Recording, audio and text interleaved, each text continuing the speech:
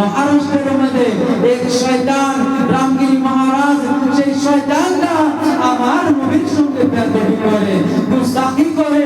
ও প্যারে মুসলমান, ওমরের মতো আমরা যদি ইমানকে না বানাইতে পারি, যে মহারাষ্ট্রের মধ্যে মুম্বাইয়ের মধ্যে আমার মুসলমান ভাই বোন যে আছে তাদের মতো তো বানাও, তাদের মতো ইমানদার হয়ে। السلام عليكم ورحمة الله وبركاته نحمده ونصلي على رسوله الكريم أما بعد দেশ এবং প্রবাসে যে যেখান থেকে শুনছেন সবাইকে জানাচ্ছি আন্তরিক মুবারকবাদ। ও প্রিয় মুসলমান, আমি আপনাদের সম্মুখে ঈমানটা মজবুত করতে হবে তার বিষয়ে আমরা বলবো। ও প্রিয় মুসলমান, আজকে এই হিন্দুস্তানের মধ্যে আমার নবীর শানে গোস্তাখি করে যায়, আমরা কিছু বলতে পারি না। ও বাবা জিরা দিলের কান্না গায়ে শুনবা, ও আমার বাবা জিরা দিলের কান্না গায়ে শুনবা। আল্লাহর নবী আমাদেরকে এটা শিক্ষা দেয় না, এটা শিক্ষা দেয় নাই যে মানুষে আমার নবীর সঙ্গে যারা গোস্তাখি করবে তাদেরকে আমরা মাফ করে দেব। ও প্রিয় মুসলমান, আমার আল্লাহ ডাক দেয়া বলেন, ইন্নাল্লাহা মা'আস সাবিরিন। আমার আল্লাহ ডাক দেয়া বলেন, বান্দা তোমরা সবর করবা, তোমরা সবর করবা, তোমরা সবর করবা, সবর করবে, এরকম সবর করবা। আমি রব্বুল আলামিন ঘোষণা করে দিলাম, তোমরা যে সবর করে থাকবা, ধৈর্যশীল হয়ে থাকবা, আমি তাদের সঙ্গে আমি রব্বুল আলামিন আছি। আল্লাহকে জিজ্ঞাসা করো, বলো রব্বুল আলামিন আমরা কিরকম সবর করবো, কিরকম সবর করবো, কিরকম আমরা ধৈর্য ধরবো রব্বুল আলামিন।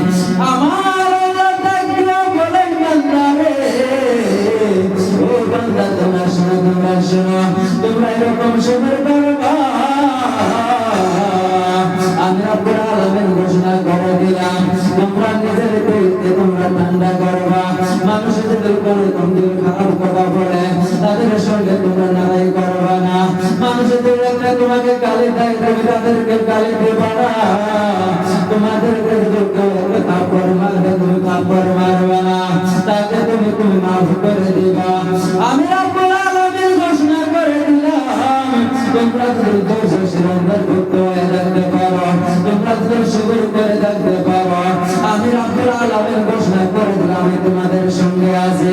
ও আমার বাবা জিয়া দিলের কান্না গায়ে শুনবা, আমার আল্লাহ সবর করার জন্য বলে দিয়েছেন, আমাদেরকে সবর করতে হবে রে মুসলমান। ও প্রিয় মুসলমান, আমরা আজকে দুনিয়ার মধ্যে আসছে, যে নবীর ওসিলায় আসছে আমরা দুনিয়ার মধ্যে আসলাম, যে নবীর ওসিলায় আসছে আমরা বাবা মা পেলাম রে মুসলমান।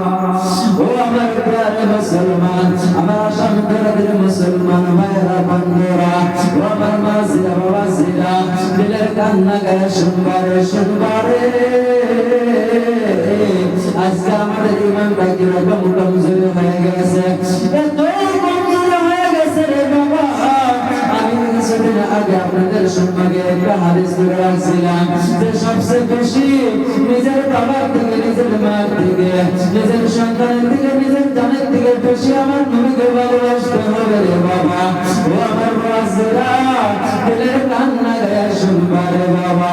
হযরত ওমর ফারুক রাদিয়াল্লাহু তাআলা আনহু আমার নবীকে কিরকম ভালোবাসতো রে মুসলমান। ও আমার প্রিয় মুসলমান, হযরত আবু বকর সিদ্দিক রাদিয়াল্লাহু তাআলা আনহু আমার নবীকে কিরকম ভালোবাসতো। আমার হযরত আলী রাদিয়াল্লাহু তাআলা আনহু আমার নবীকে কিরকম ভালোবাসতো বাবা। ও আমার বাবা সিরাজ মাসিরা দিলের কান্না গায়ে শুনবা। আমি একে আপনাদের সম্মুখে তুলে রাখতে চাই, হযরত ওমর ফারুক রাদিয়াল্লাহু তাআলা আনহু আমার নবীকে কিরকম ভালোবাসতো, কিরকম ভালোবাসতো।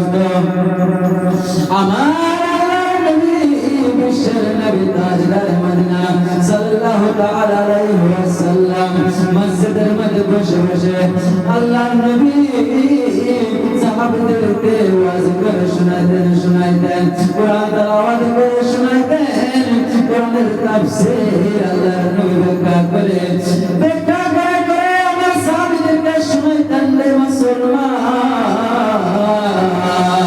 ওখানে শুনে যাওয়ার পর হযরত ওমর ফারুক রাদিয়াল্লাহু তাআলা আনহু বাড়িতে চলে গেলেন। বাড়িতে চলে যাওয়ার পর তার আব্বা জান হযরত ওমর ফারুককে ডাক দিয়া বললেন, ও ওমর, আমি আসসালামু শুনি তুমি নাকি ওই মুহাম্মাদের কাছে যাও, ওই মুহাম্মাদের কাছে তুমি যাও, তাই নাকি তার কথা শোনো, তার ওয়াজ নসিহত নাকি তুমি শোনো রে ওমর। ও ওমর, তুমি কি জানো এই মুহাম্মাদ যাবে ওই মুহাম্মাদ কি পাগল? ও ওমর, তুমি কি জানো না ওই মুহাম্মাদ মানুষটা পাগল? এই একটা ভালো মানুষ না, তার কাছে তুমি যেও না। ওমর ডাক দিয়া বলে লাগলো, আমি তোমাকে বলে দিলাম, আমি ওমরকে তুমি বলো, তোমার ওমরকে তুমি বলো, তোমার ওমরকে তুমি যা বলবো আমি তাই শুনবো। তুমি ওমরকে মারবা, আমি ওমর সহ্য করে যাব। ও আল্লাহ, আমি তোমাকে বলে দেই, তুমি আমার মুহাম্মাদের বিষয়ে কিছু তুমি বলিও না। ভাই হুজুরের বিষয়ে তুমি আমার সম্পর্কে কিছু খারাপ এরকম কথা তুমি বলিও না। আল্লাহর কসম করে বলি, আব্বা জান, আপনি আমার আব্বা জান, আপনি আমাকে যা বলবেন আমি আমার তাই শুনবো, কিন্তু আপনি আবার শুনে নেন আমার হুজুর পাক সাল্লাল্লাহু আলাইহি ওয়াসাল্লামের কথা। এরকম খারাপ কথা বলবার আপনি বলে আমি ওমর সহ্য করতে পারবো না।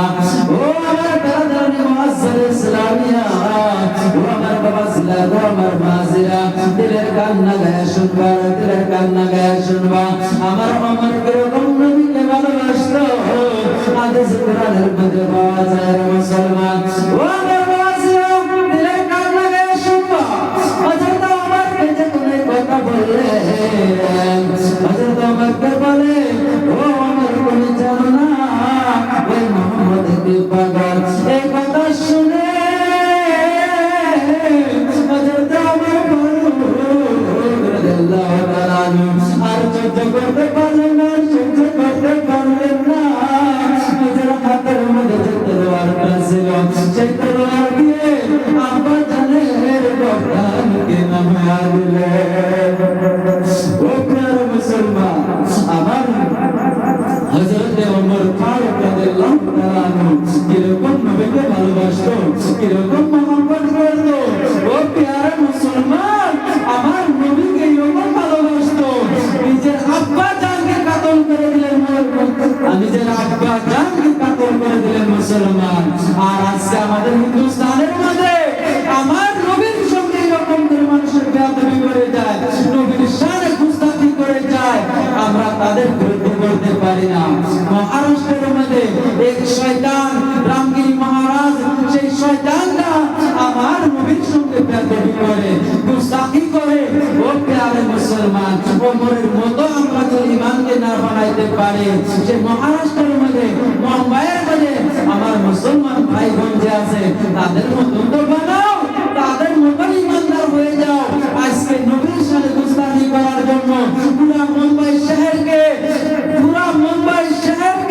মুসলমান এরকম হুলস্থুল করে দিয়েছে। গ্রেফতার করার জন্য মুসলমান পুলিশে এসে গিয়েছে, তাকে গ্রেফতার যে পর্যন্ত করা না হবে মুসলমানেরা শান্তি হবে না, মুসলমানেরা আর বসবে না।